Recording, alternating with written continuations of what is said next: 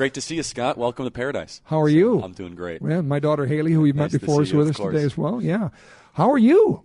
Living the dream. Things are going really well. So, man alive, I'm just trying to think just about the last year and your pace and your cadence and what you did to help get President Trump elected, and then what's happened since, and basically moving to Mar-a-Lago and helping with the transition, and now the first month. Just walk us through what this has been like in Charlie world. Yeah, it's been otherworldly in many ways. I mean, praise God that we won. I mean, that was it still is a phenomenal victory. It just keeps growing in importance and significance.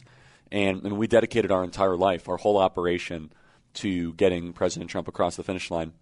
Obviously, we were successful, and then moved my whole family down to Florida during the transition period. Went to Greenland, we saw, which was, it's actually reminded me of Fargo weather, actually. There you go, yeah. Very similar, and I think just about the same amount of sunlight in the winter. But no, it's been this incredible experience. Spent a whole month in D.C. For the inauguration and the weeks that followed, and now we're back at the whole culture war stuff. I was just on campus yesterday in Tampa, Florida.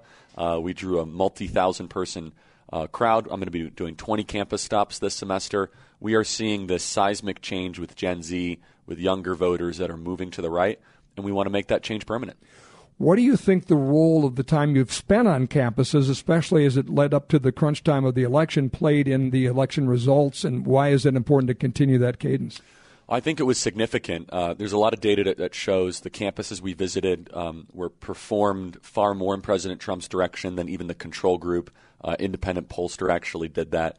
Also, just the crowds we drew, the voters we registered, the impact that we had on campus was real and was tangible.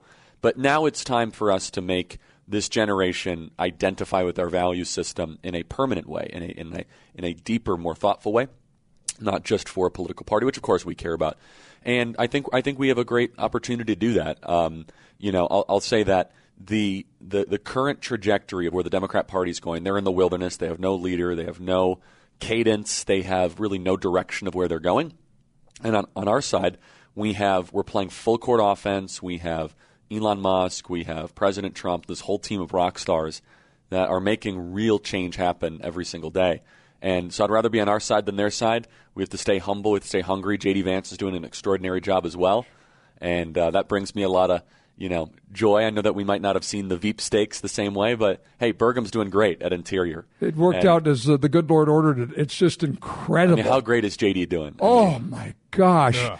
And when I knew he was doing, again, every day is a year right now. It's just amazing and so fun. But the speech in Munich, when I saw the headlines of, J.D. Vance attacks Europe, I'm like, win, here we go. And honestly, I didn't even know the story about the pro-life dad that was, silently praying. Didn't even know that story. I mean, they needed that elevated. They needed that punch in the mouth. Yes. I thought it was fantastic. Oh, and I mean, Europe is not a free society. Germany especially not. Why are we subsidizing it? And he did it in such a thoughtful, articulate, precise way. And so we have this team of rock stars that are fulfilling the mandate on a daily basis. Really excited to see how that is going to continue to grow and deepen. And, yeah, from our perspective at Turning Point, we want to keep on trying to shape and change the culture.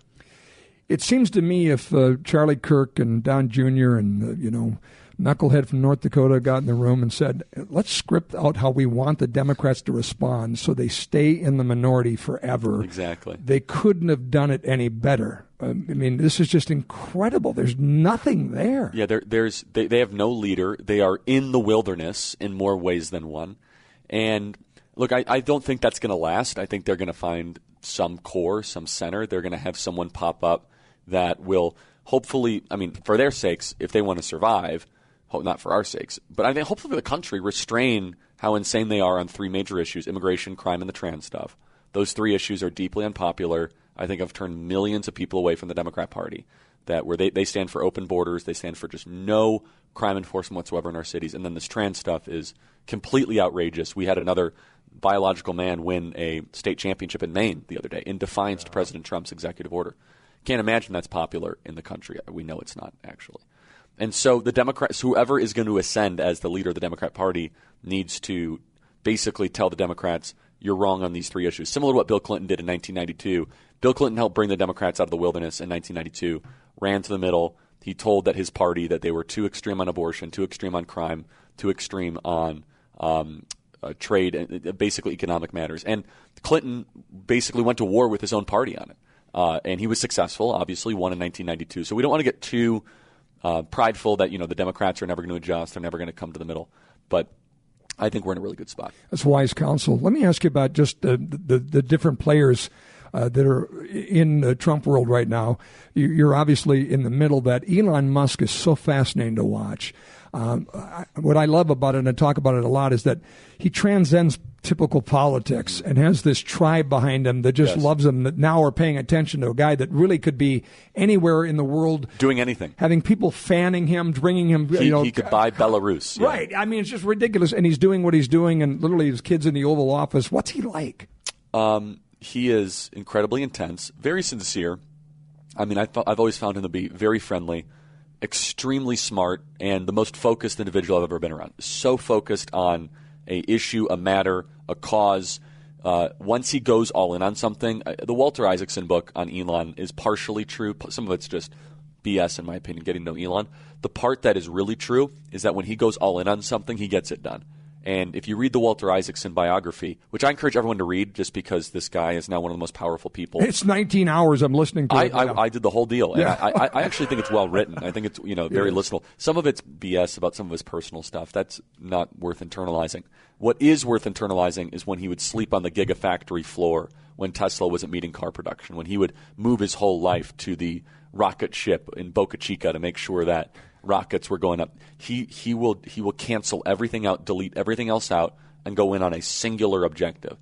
And his singular objective is he's literally sleeping on the floor of the Eisenhower Executive Building, which is the White House grounds.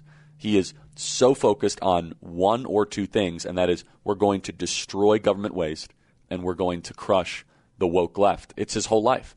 And never bet against Elon Musk. That's what history tells us. Phenomenal. Charlie Kirk with us today, Turning Point USA headquarters.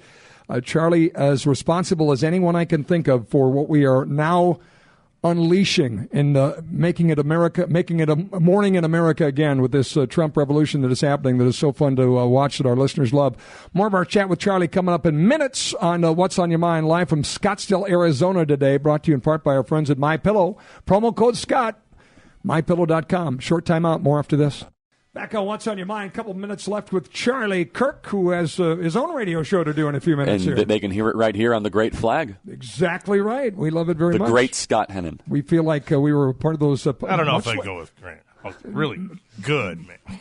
Much like 1988, a guy by the name of Rush Limbaugh came along, and we said, yes, let's hitch our horse to that wagon, and we did. And we did the same with Charlie Kirk, who is obviously has a Rush-like influence over the United States, and we lost him 4 years ago. Yeah, thank you for mentioning that. I need to do a tribute to that, and I just didn't put two and two together. This is really Rush's victory, what we're living through. Rush was so not just loyal to Trump, but loyal to the country. He saw what was happening. And, I mean, Rush passed away right at the beginning of the Biden administration. Kind of that was a gut punch.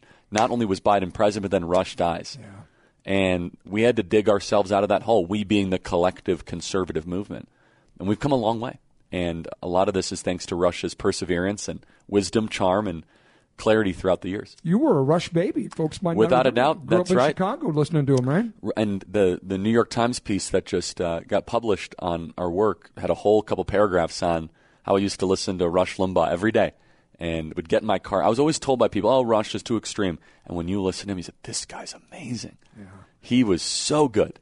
In our couple of minutes left here, I want you to talk to conservatives all across North, South Dakota, and Minnesota and help them understand where their focus should go right now in this crunch time, the short window we have. Because every day that goes off the calendar is a day of less influence for this movement, given the political cycle. Where should we keep our powder dry? Where should we go all in? Definitely local engagement. If there's any school or any institution that is in defiance to President Trump's executive orders, let's publicize that and let's make sure that they get held to account. Because President Trump has said no CRT, no DEI, no transgender ideology. And if you're doing that, then your federal funding will be withheld. So let's try to root that out and try to hold that accountable. On a federal side, definitely make sure your senators, we get on board. We have to get a legislative win. We don't have that yet. I mean, it's still very early, but We need to get a border, a tax bill. We need to have this really big bill. And I think, the senators from the Dakotas are going to be fine on that, but we need to make sure that everyone is on the same page and the same team. And then finally, we got to keep on leaning on education, which is what we teach our kids, what they believe is good, true, and beautiful, starting more classical schools, more homeschools. Now is the time to lean into all that. Again, the left, they're disorganized, they're disunified. They really are not a place to oppose us right now. Now's the time for us to take more terrain. Charlie, if I could jump in just really quick, a big part of our audience, our eastern audience, is in northwestern and western Minnesota.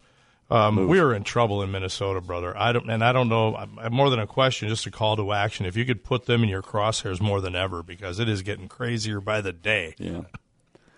Yeah. I mean, you're right, and I don't know how to answer these questions when people live so close to freer, better states. Part of me says, stay and fight, and the other part says just move across the border. Many do. Kramer keeps telling me that too.